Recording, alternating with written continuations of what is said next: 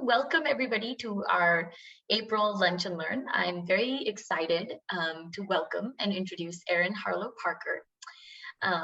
Erin is a manager of child advocacy programs in behavioral and mental health prevention at Children's Healthcare of Atlanta.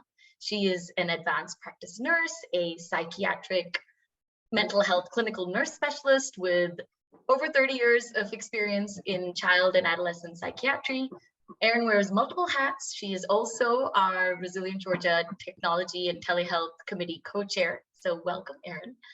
Today, Erin is going to share a wealth of tips and resources and tools developed by Children's Healthcare of Atlanta, Strong for Life, as a part of their Raising Resilience campaign to help parents, caregivers, families, educators, clinicians, all adults really, as we are trying to build and provide safe, stable, nurturing relationships for the children in our lives and through our work across Georgia's communities with children and families.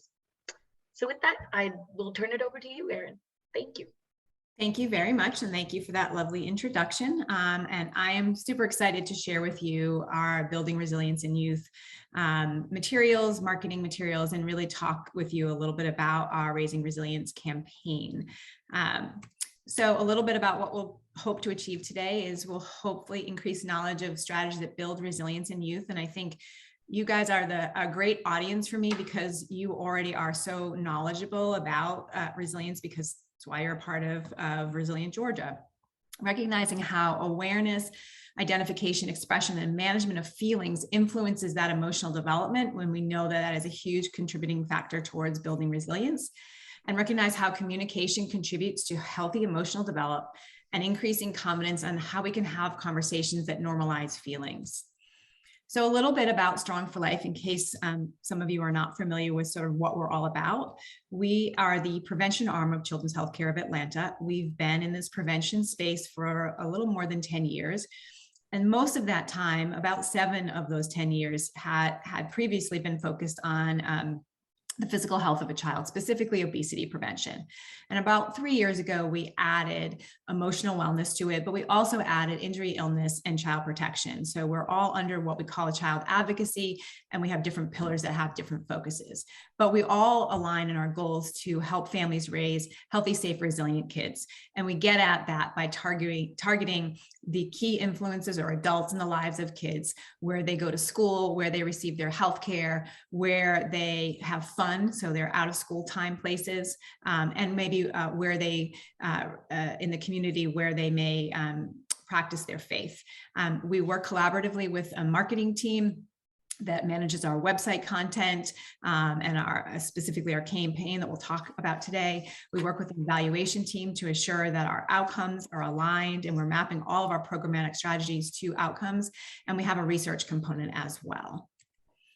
So let's talk a little bit about specifically our behavioral and mental health work and what that programming looks like in our Raising Resilience campaign. So a little bit about our programming. Like I said, we've been around for a little more than 3 years. We started our pilot in schools and in pediatric provider spaces in 2019 and 2020. I know we all remember what happened in 2020. So our school pilot was very much interrupted by COVID. And then our 2020-2021 school year was completely impacted by COVID in the school space, but we continued to plug along in the provider space. So we know that resiliency is that ability to handle life's ups and downs, and resilient children are better able to cope with challenges, manage stress, and make healthy choices.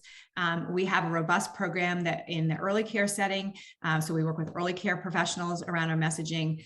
In the school settings, we have a group of schools that we've been working with intensively over this last year in Henry County and in Gwinnett County. We work with pediatric providers across Metro Atlanta around our messaging, and we'll talk a little bit about what our messaging is.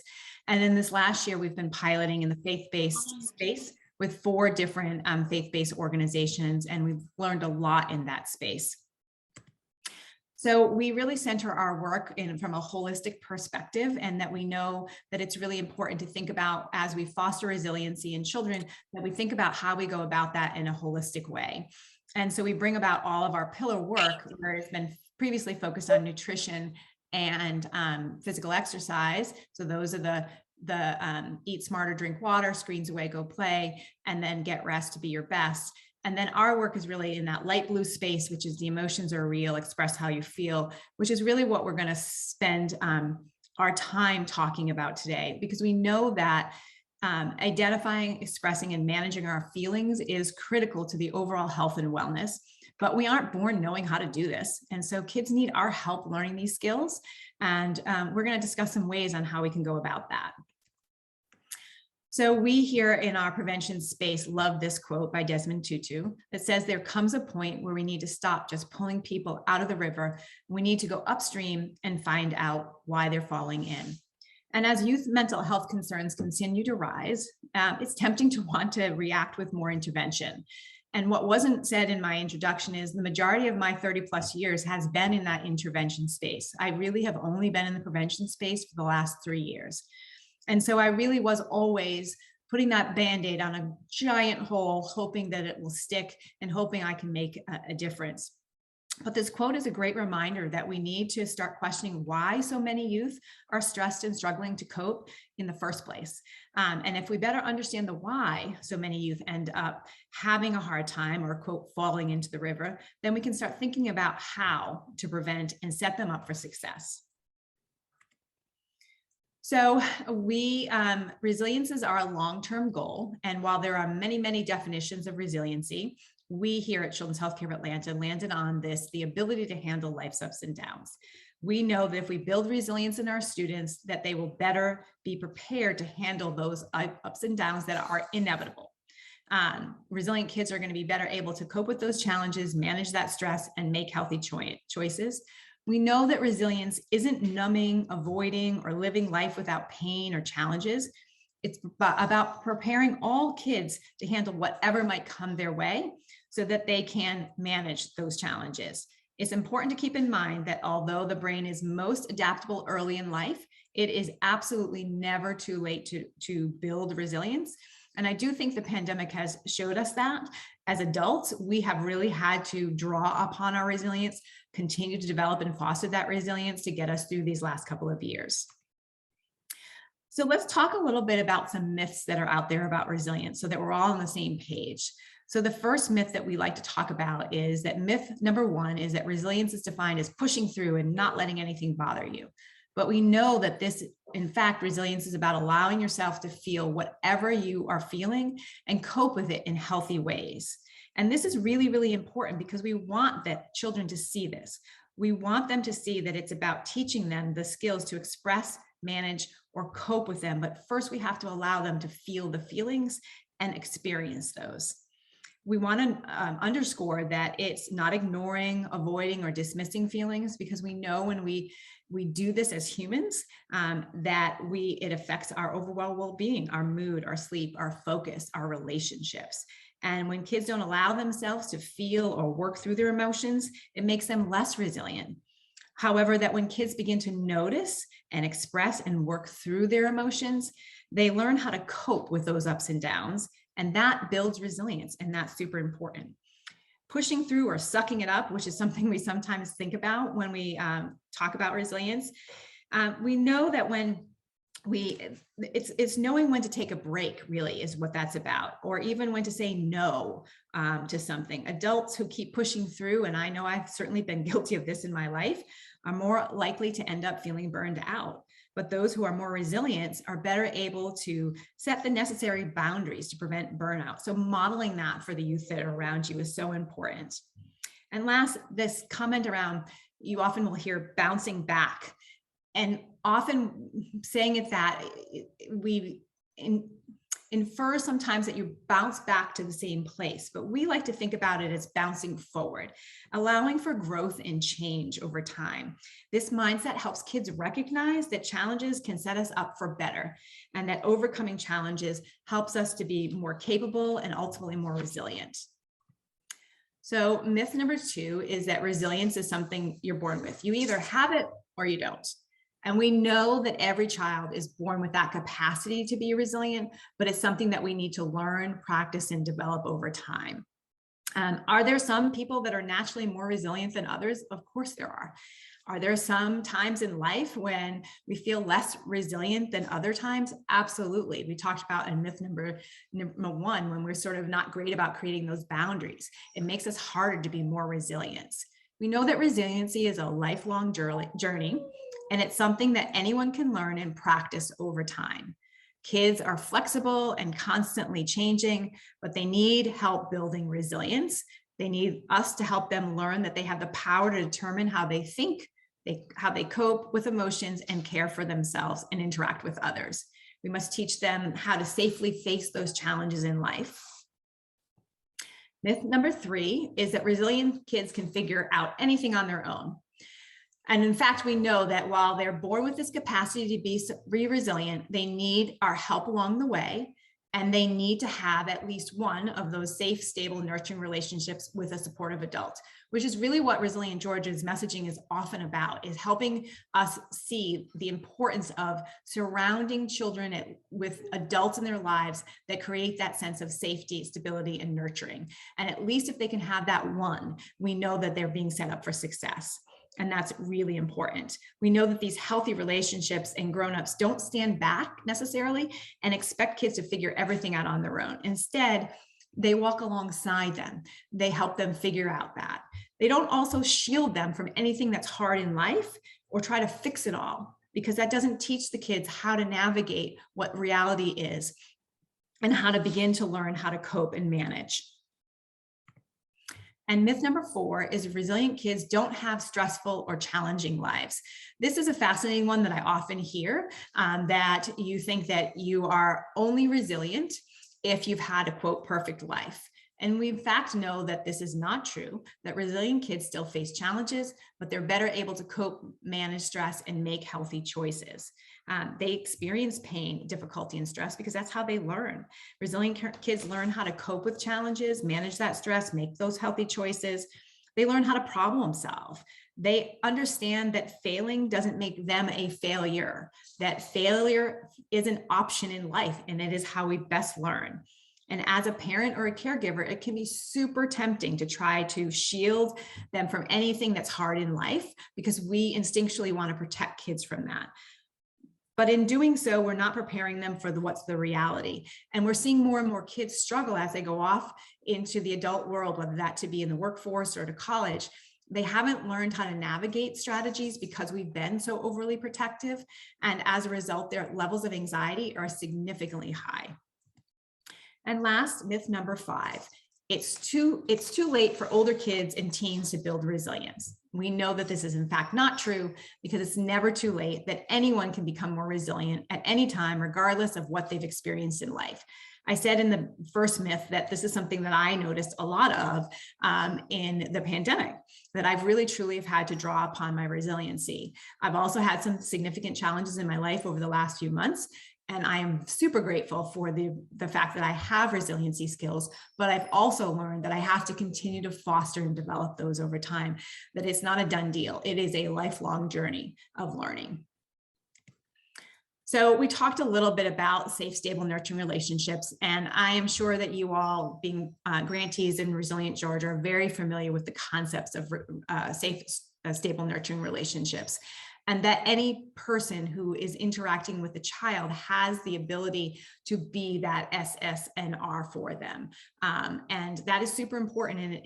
In my work as an advanced practice nurse, every interaction I had with a child or a family, I thought about myself in that way. How can I make a difference in the life of a child, even if I only have an opportunity for one interaction? How can I be intentional in creating that sense of safety, stability, and nurturing, even if I'm modeling that for their caregiver at the time?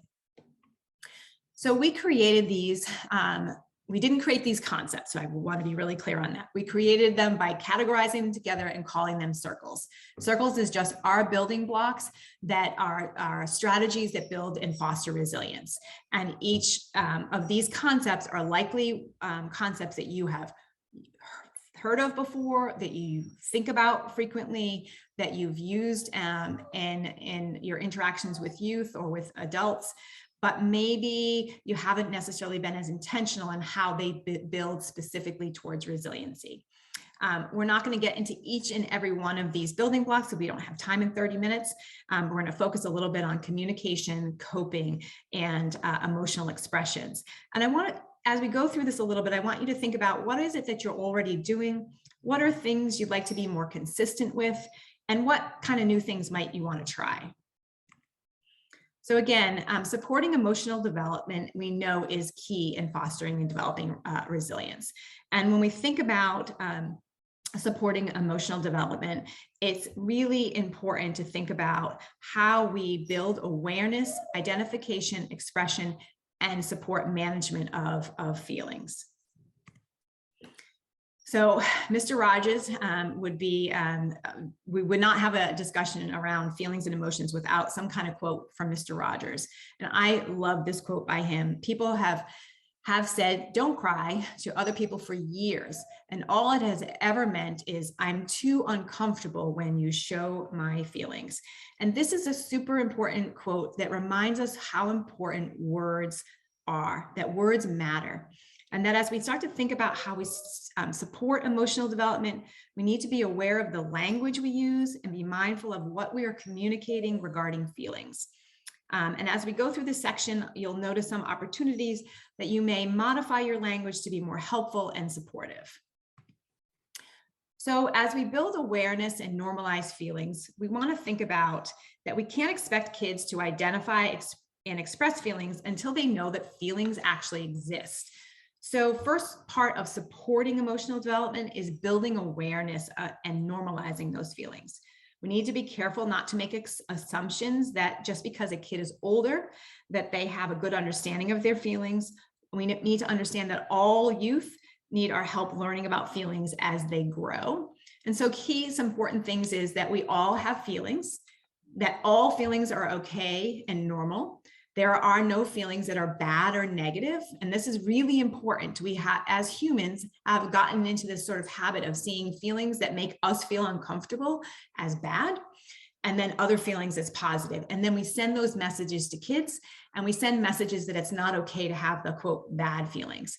It's also important to understand and teach kids that you can have all kinds of feelings, and you can even feel more than one feeling at a time. I could be super excited about doing this presentation, but also a little bit nervous. And I'm experiencing both of those at the same time, and both are okay to be experiencing. And we want to normalize that. So here's our message makeover number 1. And I want you to think about a time where you felt worried about something, or someone told you not to worry about that. Like, don't worry about that. Did that make you feel better? Probably not, right? Chances are you felt dismissed or unheard. The same is true for kids. It's natural to want to make them feel better. And I've certainly probably have been guilty of that in my parenting years, and my kids are adults now, but when they were younger, because we don't feel great when our kids don't feel great, right? But we want to be careful that we don't want to minimize or dismiss their feelings. Saying something like, "Don't worry about that," doesn't take away their worry or make them feel better. Instead, it dismisses how they feel and teaches them not to talk about it. So instead, I ask you to try, it's normal and okay to feel worried. What I find so interesting is I've been in this space now 34 years, and I've been a therapist, but I am still learning how to use my words appropriately within my own family. I'm really good at it in a therapy session, but when you're in the midst of your own family, it is definitely easy to default to the try to fix it kind of mentality. And so my youngest daughter has had some challenges with some roommates, and I definitely have been practicing those message makeovers of normalizing and validating her experience with that. And I can hear myself using our message makeover type of approaches. So the next we want to talk about is practicing identifying and expressing feelings. So after kids have that basic understanding of feelings, they then need an opportunity to practice identifying and expressing them. When we identify and express our feelings, they become less overwhelmed and more manageable. it's hard to work through something if we don't know what we're feeling, right? So the first step is teaching them how to name those feelings. And to do this, we need to know the different words to describe those feelings, which is why we need to help them build their feelings vocabulary. And we can do that all kinds of ways. We can do that by our posters that we've created. We have printable handout versions that are available online. We can do that by reading books to young children and sort of pointing out the feelings that exist in those books and the characters that we read. We basically just sort of having those opportunities where it becomes normal to talk about them, that you will have access to sort of talk about feelings within your family or with the interactions with the kids. Sometimes kids aren't ready to talk about their feelings out loud, and that's completely okay. So we want to offer different options for them to safely express themselves in other ways. For example, you can use a feelings poster and ask them to show by pointing to the feeling that they might be expressing. In addition to visual prompts, again, you can use other options like for students to including art, dancing, journaling, those kinds of things. And if you don't have time to consistently build opportunities for expression into your daily activities, then you can encourage youth to find ways to express it themselves so that they don't hold in their emotions. And finally, if at any point a child shares a feeling with you, it's essential that you validate all the feelings that they are having and understand that even though you're validating the feeling, it doesn't mean that you agree with that feeling, but you're letting them know that that feeling is okay and normal. So our next message makeover is the don't be mad, right? So telling someone how they should feel. We want to be really, really careful not to assume we know how someone is feeling. We always don't want to tell someone not to feel a certain way. Remember, again, we want to validate that experience for them. And as we think about helping kids identify and express their feelings, one way we can help them is using I wonder statements. So for example, you would say, I wonder if you're feeling frustrated. Is that right? So you're hypothesizing the feeling, you're not telling them how they feel, and you're giving them an opportunity to correct it or validate it for you back, okay? So this is really encouraging because it helps the child feel seen and heard and allows an opportunity for them to clarify. When you're working with older kids and it might feel a little clunky or a little babyish to use a I wonder statement, you can change it up a little bit and say, hey, I noticed that your mood changed when you were working on that project. Seemed like something was bothering you. And I was just wondering, maybe if you're frustrated about something, what do you think about that? Again, you're not telling them how they're feeling, you're wondering it, you're exploring that, you're helping them sort of see that. Sometimes in my work on the psychiatry consult team at Scottish Rite, I would say to kids that I have a hypothesis, something I'm wondering about, but I really want you guys to feel completely okay with correcting me if I'm wrong, allowing them for an opportunity to know, not telling them how they're feeling, I'm wondering about it. And that has always been very successful for me. So now we're going to focus on the last part of supporting that emotional development, which is learning how to manage or cope with those feelings, right? So managing our coping feelings isn't something that we're born with knowing how to do. Just like we're not born knowing how to read, walk, tie a shoe, those are all things we need to sort of build towards and learn and practice over time. So managing feelings is a learned skill. Managing feelings is a lifelong skill. And language about coping skills are things we do to feel better, right? That's how we should be thinking about that coping skills are something we do to feel better. And it's something that it's important to remember that what works for one child today may not work for them tomorrow. And what might work for one child in a family may not work for the other child in the family. So we want to try all different kinds of coping skills. Really, how I think about this is that we want to normalize coping skills. We want to see them as something that we do in our lives daily. We want to take a proactive approach. We tend to think about coping skills as something we do in reaction to stress, which is absolutely true. But the reality is that if we haven't practiced those coping skills on a regular basis, being able to effectively use them to manage our stress is going to be much more challenging. The other thing I like to think about in coping skills is that we tend to think about coping skills as something that is super fancy, right? Something that is mindful practices and things. And of course, those are all true. But coping skills can be simple things that we do every day in our lives, but hadn't necessarily thought about them as coping skills. For example, I get home from work.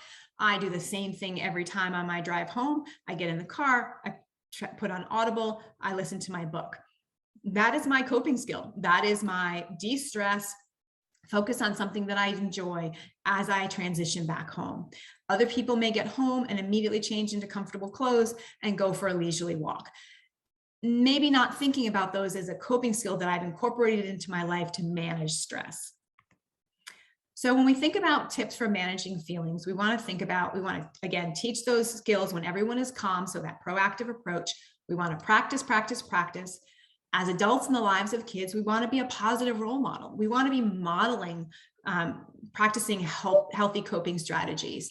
We want to be calling it out. Hey, I notice that I haven't been practicing, I haven't been taking my walks as regularly. And as a result, I've noticed I've been more irritable and stressful. So I'm attaching feelings to those things and I'm helping kids see the connection. We want to have fun with it. We want to have realistic expectations. And we don't want to give up, which kind of goes to that sort of practice, practice, practice, because I might have been practicing something in a particular day. It just doesn't seem to be work. And I might then say things like, ugh, I hate coping skills and they don't work for me. And I've had plenty of kids tell me that. And I remind them about, let's talk about when you had to learn to read or to practice this math thing. Did you get it right away, or is it something you had to practice? And did sometimes it cause you frustrations? And helping them sort of make those connections. Again, I love this is available to you on our website. This is a great example of, we call it our coping skills idea or coping skills toolkit that validates that coping skills do not have to be anything fancy. They can be things we do in our everyday life. So the way I've used this tool clinically, especially as I'm trying to engage a kid around coping skills, is asking them to circle all the things on this list they currently do, and then have a conversation about, did you realize that those are actually coping skills? Let's talk about when you put on music and dance, how does that make you feel? What do you notice in your body? And being really intentional in making those connections. So our last message makeover has to do with, of course, coping. And we definitely say these kinds of things like, you need to calm down. When youth are having a hard time, it's tempting to tell them to calm down. But telling someone to calm down isn't helpful, because if they knew how to do it, they would, right? Instead, let's say, instead of saying you need to calm down, try offering some helpful options and how they can manage their feelings in healthy ways. And we might want to say something like, you want to try take some deep breaths or going for a walk? And by saying this, it's letting them know that you care about them, but you're also offering a suggestion of something that they can try. And kids of all ages are still learning. So instead of shaming them or making them feel bad, we need to use these opportunities to teach them how to manage their feelings in healthy ways. I think that it's really important that we understand that there are barriers to expression and regulation. This is something that when we were meeting, some of you may know who Cheryl Benefield is from the DOE. She is wonderful at reminding us of the things that come up in kids that cause these barriers to expression and regulation that we need to be keeping in mind. And we need to be able to recognize, even if we incorporate opportunities for emotional expression and regulation into the day, there's still going to be some times where kids struggle in these areas. And so being aware of that and sort of having that trauma-informed approach of understanding where they are coming from, instead of blaming the behavior, understanding a little bit of backstory, understanding that trauma plays a role in that. If a child has poor nutrition, they didn't eat breakfast, they could come to school and be more irritable. And despite your best efforts, until they get some food in their bellies, those emotional regulation supports that you're putting in place are going to be for naught. They could have a speech delay, and so they might need to have a speech evaluation done, some sensory sensitivities, other and unmet needs or skill deficits. So it's really important that we keep this on our radar. Well, you all can help youth build awareness of feelings, identify and express feelings, and manage feelings by being intentional in your interactions with kids. And I think that it's really important that you think about all the different ways and different interactions you have with kids and how you can be intentional in developing and fostering resiliency. I would be remiss if I didn't point out that despite our best efforts of building and fostering resiliency, it is still really important to be aware of some key warning signs and how you then would connect kids to services depending on where you are and what your policies are. So anytime a child is having thoughts of suicide or self-injury, we want to take that serious. We want to get them connected to care. We want them to understand that we're here for them, that they're not alone, and that suicide is preventable. And there are lots of other things that we sometimes see in kids that are red flags. So when a child is having a regression in their behaviors, an increase in aggressive behaviors, somatic complaints, frequent nightmares, major shifts or changes in their behavioral presentation, academic failures that's different from where they've struggled before. Those are all red flags that they likely need to be connected to care before a true crisis exists. Strong for Life, we created this behavioral mental health referral tip sheet that I find to be particularly helpful for caregivers. There's a lot of alphabet soup in our specialty area that parents often are unaware of. So what this sheet does is tells you what are the types of clinicians in this behavioral mental health space, what are the kinds of therapy that are out there, what kind of questions should I ask as I'm looking for a behavioral mental health therapist for my child, and what should I know about therapy? How do I know this works? And we've gotten lots of great feedback on this referral tip sheet. I know that I'm running out of time, so I just want to quickly go over our campaign, and hopefully you'll begin to see more and more of it on our social media platforms. There'll be billboards. It is really a multimedia approach. But our campaign efforts began with research in 2021, really centered around our emotional awareness type of messaging. So that sort of awareness of feelings, identification, and management. So the beginnings part of our campaign is really very much focused on those kinds of things, normalizing conversations around emotions. This is what the look and feel looks like. You can find it at strongforlife.com/resilience. On the left, you'll see our landing page, which has our messages. It's very consistent. It's organized by every stage of development, so infancy, toddler, preschoolers, and so on. We have lots of sort of isms that we call them. So failure is actually an option is one of the ones that I love. One that talks about management of feelings. So close your eyes and counting to 10 isn't just for hide and seek. So it's a playful way to get people to think about sort of how we might be fostering and promoting those messages. We have lots of activations.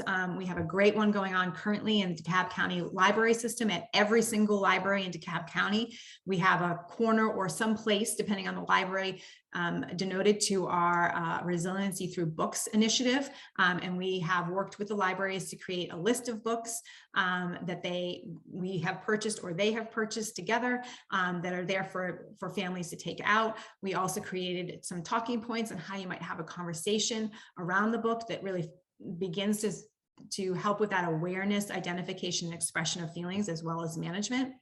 We have resiliency through art. You'll see that throughout the city at some point. We're going to be working with some local artists. Hopefully we're going to do some things in bus shelters and on murals.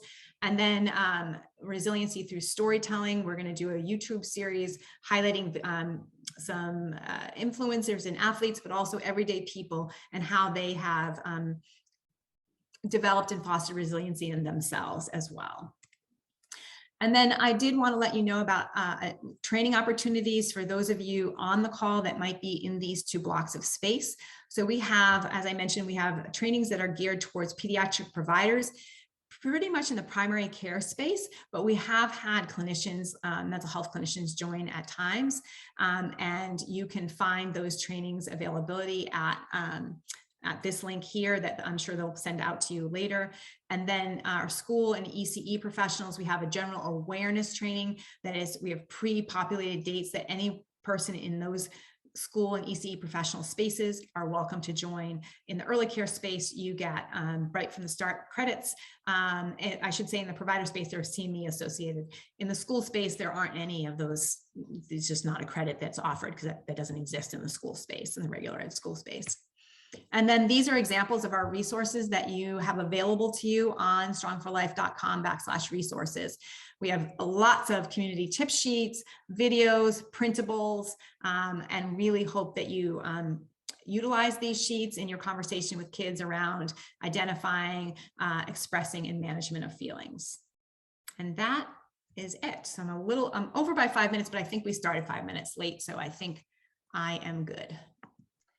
Thank you so much, Erin, for that very, very helpful overview. I know we're a few minutes after time, so maybe we can, I'll definitely be sharing Erin's contact information with everybody in a follow-up email, as well as links to the Raising Resilience website where you can access all of the videos and printables and articles. I would encourage everybody also to sign up for the Strong for Life newsletter and follow Children's Healthcare of Atlanta, Strong for Life on social media, because that I found that an easy way to stay up to date and get access to all of these resources and incorporate it into my parenting with my 6-year-old and 8-year-old, as well as think about how to share it through my work. And I think we will wrap up and do Q&A probably through email as well, just to be respectful of everyone's time. I know all of our coalitions are working closely with school systems, faith-based organizations, clinicians, pediatricians, and so I know there's going to be some follow-up questions for you on how to use these resources with them, Erin. But okay, thank you very much for a very, very helpful presentation, and thank you everybody for joining. I hope everyone has a lovely rest of their Wednesday and week. Bye. Bye.